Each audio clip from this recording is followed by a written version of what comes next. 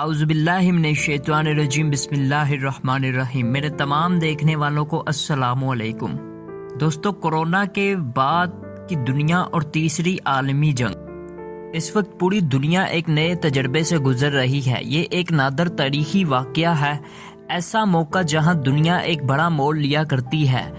یہ وہ تجربہ ہے جس کا کسی نے کبھی سوچا تھا نہ تیاری کی تھی۔ انسانوں کے تمام حفاظتی ذرائع بمبوں، جہازوں اور میزائلوں سے لے کر ڈرون اور روبرٹس کی تیاری تک محدود تھے، مگر ایک چھوٹے سے جرثومے کی طاقت کا کسی نے سوچا بھی نہ تھا، نہ اس کے لیے کوئی تیار تھا۔ کیا تیسری دنیا تو کیا پہلی اور کیا دوسری دنیا۔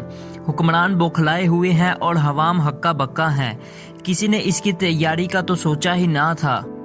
عمارت میں ایک معمولی آگ کے خدشے کے پیش نظر باقاعدگی سے ڈرل کی جاتی ہے، پوری عمارت خالی کروا لی جاتی ہے، مصنوعی آگ بجھائی جاتی ہے، مگر اس عالمی جان لیوا بحران کی نہ کوئی ڈرل ہوئی، نہ کوئی SOPs موجود ہیں۔ جب سر پر پڑی تب ہی سبھی بھاگے۔ دنیا واضح طور پر اس تجربے کے بعد ایک نئے دور میں داخل ہو رہی ہے۔ جیسے 9/11 سے پہلے اور بعد کی دنیا الگ تھی، اسی طرح اس وائرس کے بعد کی دنیا بھی بدلتی نظر آ رہی ہے۔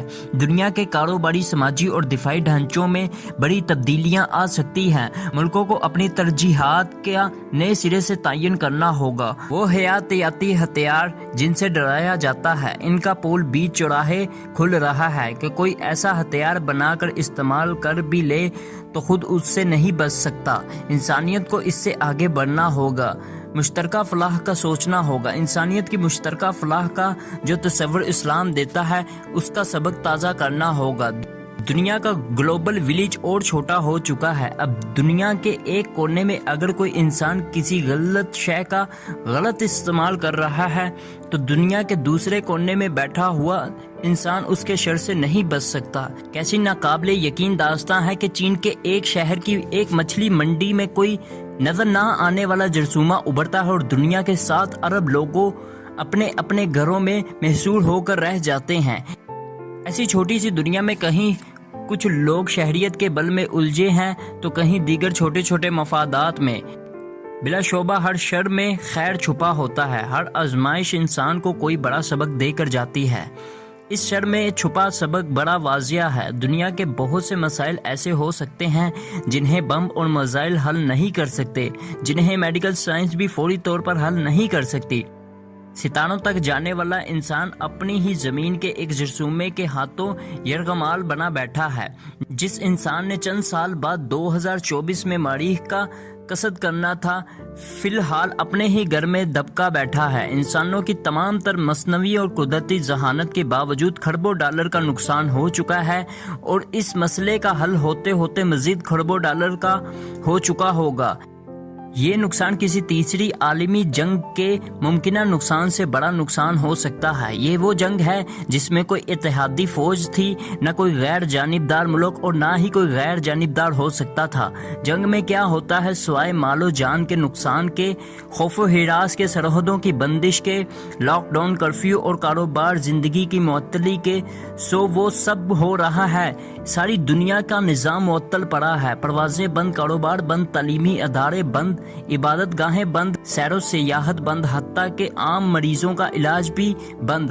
ہسپتال چھوٹے موٹے مریضوں کو دیکھ ہی نہیں رہی، بلکہ لوگ خود بھی معمولی علاج معالجے کے لیے گھر سے ہسپتال جانے کا رسک نہیں لے رہے۔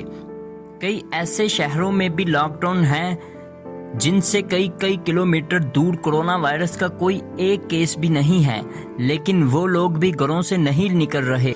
انسانوں نے سیکھا ہے کہ کوئی ایسا مسئلہ یا بیماری بھی ہو سکتی ہے جو دنوں نہیں گھنٹوں کے حساب سے انسانوں کو اپنی لپیٹ میں لے سکتی ہے۔ دہشت گردی کا تصور کیا پورے کا پورا الٹ کر نہیں رہ گیا؟ گویا ایک چھوٹا سا گروہ ایسی کسی وبا کے ذریعے پوری دنیا کو تگنی کا ناچ نچا سکتا ہے۔ انسانوں نے فاصلاتی سرگرمیاں کس تیزی سے ان چند ہفتوں میں سیکھی، وہ حیرت انگیز ہے۔ جس طرح اسکول اور جماعتات نے فاصلاتی کلاسز کا آغاز کر دیا، کاروباری اداروں نے جنگی بنیادوں پر ملازمین کو گھروں سے کام کرنا سکھا دیا، بینکوں اور دیگر اداروں نے آن لائن خدمات مہیا کرنے کا آغاز کر دیا، یہاں تک کہ ڈاکٹروں نے طبی خدمات بھی جیسے آن لائن مہیا کی، وہ حیران کن ہے۔ ٹیکنالوجی کی آمد سے ذرا پہلے ایسے بحران کا ظہور 5G آئندہ کی ٹیکنالوجی ڈیولپمنٹ میں اہم کردار ادا کر سکتا ہے۔ وبائیں پہلے بھی آتی رہی ہیں، کروڑوں لوگ موت کے منہ میں جاتے رہے ہیں، لیکن اس بار جیسے دیکھتے ہی دیکھتے اس کا دائرہ پوری دنیا میں پھیلا وہ بے مثال رہا ہے۔ آئندہ بھی کوئی ملک ایسی کسی وبا کو اپنے ہاں آنے سے نہیں روک سکے گا۔ اس کے لیے اسے اپنا ملک لاک ڈاؤن کرنا ہی ہوگا، جس کی قیمت ہزاروں جانوں اور اربوں ڈالروں کی صورت میں چکانا ہوگی۔ آج کوئی ملک اس بیماری کو اپنے ہاں آنے سے نہیں روک سکا۔ وائرس نے بارڈر دیکھے نہ ان پر لگی خاردار تاریں، پاسپورٹ دیکھا نہ ویزا۔ اسلام نے جو عالمگیریت کا تصور انسان کو دیا ہے اور جو ایک لڑی میں انسان کو پروتا ہے، اس کی سمجھ آج سے پہلے کسی کو آئی ہوگی؟ قرآن مجید میں تو اللہ تعالیٰ صرف مسلمانوں کی بجائے کل انسانیت کو مخاطب کرتے ہوئے کہتا ہے کہ جو چیزیں میں نے حلال کی ہیں بس وہی کھاؤ۔ پہلے تعجب ہوتا تھا کہ سب انسانوں کو مخاطب کر کے اسلام کے حلال حرام کا خیال رکھنے کا کیوں کہا جا رہا ہے۔ اب سمجھ آئی کہ خالق کے حلال حرام میں انسانوں کے لیے ہی حکمتیں ہیں۔ آج سود چھوڑا جا رہا ہے۔ برطانیہ کی 325 سالہ تاریخ میں شرح سود اپنی کم ترین سطح یعنی 0.1% پر لائی گئی ہے۔ طہارت اپنائی جا رہی ہے کہ دن میں بار بار ہاتھ منہ دھونے کا مشورہ دیا جا رہا ہے۔